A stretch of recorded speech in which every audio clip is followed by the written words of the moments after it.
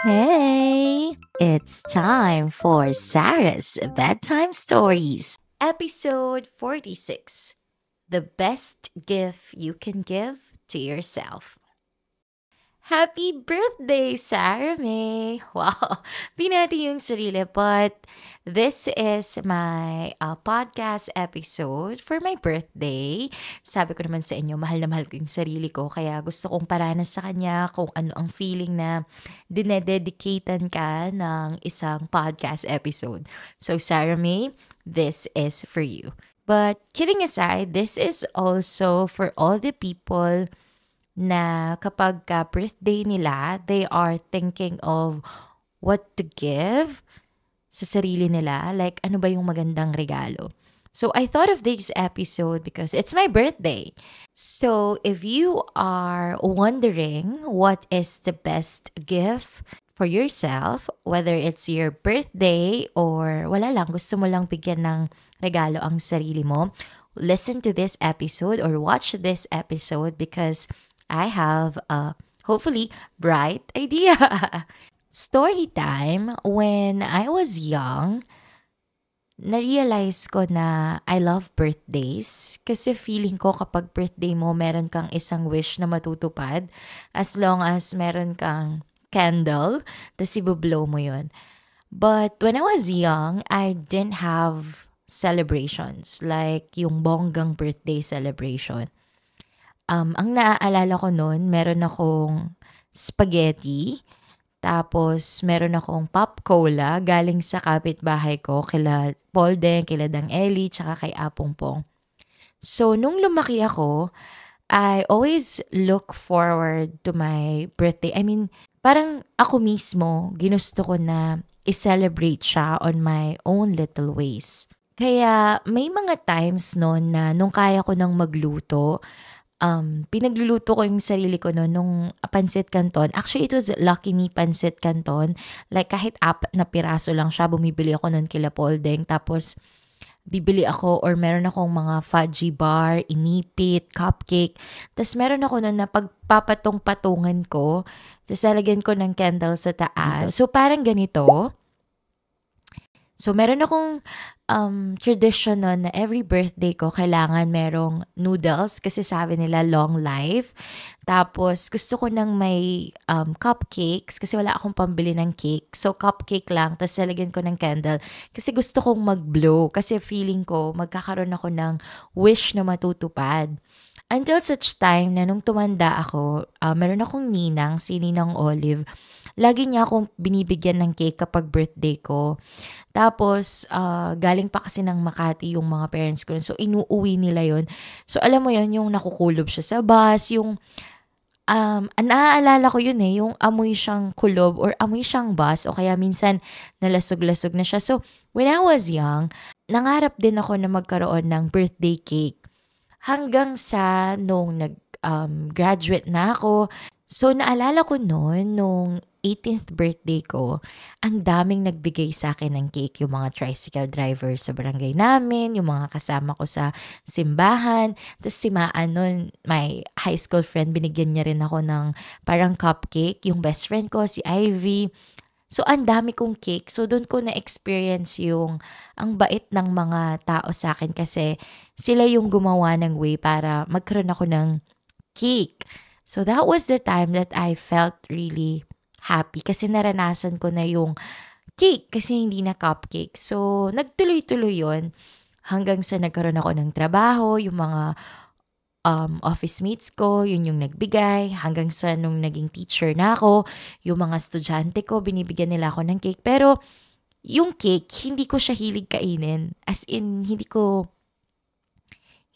trip yung matamis na cake. So, binibigay ko rin siya sa iba. So, sinishare ko lang din yung happiness. Pero, gusto ko, may candle siya, tapos magme-make a wish ako. So, feeling ko, kapag 10 cake yon, 10 wishes ang matutupad. I don't know, that is very kiddo, but that's an honest story. So, for the longest time, parang hinil ko yung inner child ko sa pagbibigay sa sarili ko ng mga bagay na hindi niya na-experience. So, marami akong birthdays na inunti-unti ko, like binilhan ko yung sarili ko ng cake, binilhan ko yung sarili ko ng flowers, binilhan ko yung sarili ko ng balloons, damit, sapatos, yung bang parang ma-feel ko na I am giving myself gifts. Yung ako mismo yung nag-o-open, ganyan. Wala lang. Parang nasatisfy ko yung sarili ko doon. So, parang na-heal yung inner child ko doon. And now that I am turning 22, I was thinking, ano ba yung regalo na pwede kong ibigay sa sarili ko? Kasi yung mga nabanggit ko, like, yung mga nabanggit ko na birthday gifts, like mga birthday things, those are the things that I wanted when I was younger, but hindi ko afford. Kaya nung naparanas ko na yun sa sarili ko, parang feeling ko, that's already good. Parang okay na yun kasi na-try ko na or nabigay ko na sa sarili ko. Pero may pangarap pa ako. Gusto ko pag 30th birthday ako, mag-celebrate ako ng bonggang birthday. Tas ang mga invited is yung mga dati kong estudyante o kaya yung mga Sarah's Bedtime Stories listeners. Pero yun na ay random dream pa lang. Like 30th, ganon. So, di natin sure, pero manifesting. Habang iniisip ko rin tong podcast episode, naisip ko rin na yung mga balloons, cakes, flowers, or mga clothes, shoes na sinaserve ko as birthday gifts sa sarili ko, I feel like it's more than just luho. I feel like there's more story sa mga yun kasi pangarap ko yung mga yun. So, it's more than just a luho kasi for me, that's a dream. Kasi when I was younger, sabi ko nga, hindi ko nararanasan magkaroon ng cake, yung gusto kong flavor, yung gusto kong design. So, umaasa lang ako sa magbibigay. And then, sa mga damit, siguro kung napapansin nyo, ang hilig ko sa damit. Like, if you follow me on my Instagram, ang dami kong OOTD shots. Pero alam nyo ba, nung bata kasi ako, nagkakaroon lang ako ng bagong damit kapag Pasko o kaya kapag recognition kasi may award. Pero pag birthday ko, wala akong bagong damit. So, yung mga suot ko lang, it's either my favorite na damit or yung mga damit ko lang na pinang Pasko, pinang recognition. And then, umaasa lang din ako sa mga bigay nun. Bigay ng mga pinsan ko, kaya bigay ng boss ng mama ko, yung mga office attire. Kaya siguro ang hilig ko rin sa mga office attire kasi bata pa lang ako, ganun yung mga sinusuot kong damit. So for me, that time, pinangarap kong magkaroon ng mga ganun. Kahit nga yung sapatos, hindi ako nagkaroon ng parang expensive na shoes. Lagi siyang, may kamag-anak kasi kami noon na nasa ibang bansa, tas may mga padala siya na parang hindi na kasyang sapatos or pinaglumaan. So, yun yung mga ginagamit ko. So, guys, sorry if nagalaw or nag-iba yung aking podcast, yung angle. Kasi napansin ko, hindi pala siya nakikita ng maayos. So, inayos ko siya. Story time, nung bata nga ako, so, pangarap ko rin magkaroon ng mga bags na signatured, yung mga backpack, ganyan.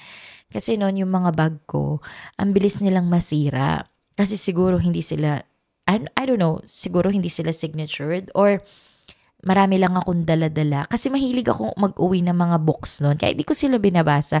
Gusto ko bit-bit ko sila. So dahil mabigat sila, tas isang bag lang, so agad nasisira yung mga gamit ko. Tapos sa sapatos, yung mga bigay sa akin, hindi ko naman pala trip talaga. So for me, giving gifts to myself, like yung bag, cake, damit, those are not just luho for me. I feel like those are the things that I've been dreaming of when I was younger. And nung nagkaroon ako ng chance na mabigay yun sa sarili ko, feeling ko parang fulfilled yung pakiramdam ko. Parang ang saya sa pakiramdam na hindi ako naghihintay ng ibang tao para ibigay yon sa akin. Parang ang sarap sa feeling na ako yung nagdedesisyon para sa sarili ko. Like ako yung pipili kung anong cake ang gusto ko, anong damit yung bibilhin ko, anong sapatos yung susuotin ko. Yung the freedom to choose for yourself and the freedom to give it to yourself that moment na gusto mo. Actually, I'm very blessed with my friends because they are making or they made my birthdays happier. Like, meron akong kaibigan nun, sabi niya nga, I'm the girl who's loved by many. Kasi kapag birthday ko, para akong artista, yung ang daming nagbibigay sa akin ng regalo, ng cake, and I am very grateful for these people. But iba rin yung saya na alam mo na kahit wala kang kaibigan or kahit hindi ka nila i-surprise, alam mo sa sarili mo na kaya mong i-celebrate yung birthday mo kasi nandyan yung sarili mo. Kaya nung paunti-unti, nung kinakaya ko na, ako mismo pinagluluto ko yung sarili ko, pinaghahandaan ko yung birthday ko.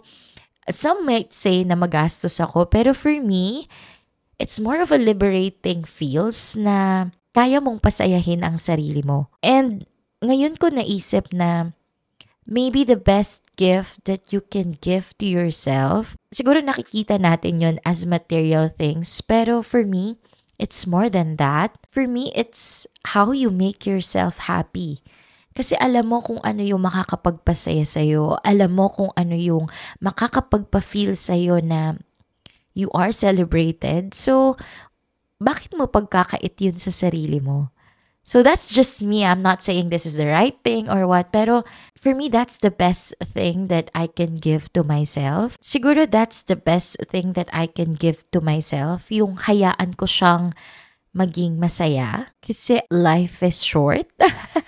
And to be honest, that feeling when you can make yourself happy is so liberating. Parang iba talaga. So I don't know how to explain or ano yung mga salita na dapat kong sabihin. Pero to summarize it, you might see it as parang binibili mo yung mga bagay na gusto mo. More of like parang, it might sound materialistic, pero for me, there's a deeper meaning doon na pinangarap mo yun noon, kaya mong bilhin ngayon, tapos alam mo sa sarili mo na kaya mong i-provide yun sa sarili mo.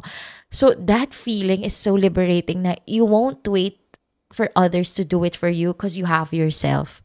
So for me, the best gift that you can give to yourself is the freedom to be yourself, the freedom to acknowledge what you want, the freedom to choose, the freedom to do what you love, the freedom to be who you are, and the freedom to choose yourself. Pero alam nyo, na-realize ko rin na having or aiming for that freedom or this kind of freedom is so expensive. Kasi ako mismo, namamahalan ako sa mga gusto ng sarili ko. Pero that's the best feeling that I've ever felt now that I'm getting older. Iba siyang pakiramdam for me, pero isa siya sa mga pinaka-proud ako na naparanas ko sa sarili ko. Ibang klaseng saya yung ma-feel ko na malaya akong maging ako. Basta iba siya. Hindi ko alam ang daldal ko pero hindi ko siya ma-explain, no? Pero this is the best gift that I can give to myself. Knowing na I am free and I'll always be free. Parang gagawin ko ang lahat. Parang ganun. Just to be myself and just to express who I am. Whew. So this is more of my message to myself. So, self, I am proud of you for being courageous to do what you want to do and to be free for whatever you've been dreaming of. So we've been together for how many years and I've seen you grow. And now that you're about to start another year, know that I'll always be here for you. I'll work hard and I'll do whatever it takes just to make you happy because I know you deserve all the love and the happiness in this world. You got me always. I promise that I'll never leave you. Happy birthday, self! So, to anyone na nag-iisip kung ano yung pwedeng ibigay sa sarili niya, marami tayong sagot dyan. Pero for me, just allow yourself to be you And kapag nalaman mo na kung ano yung mga gusto mo, allow yourself to choose yourself. Kasi at the end of the day, ang meron ka is yung sarili mo. So for now, this is Sarah and this is Sarah's Bedtime Stories. Good night. Mwah!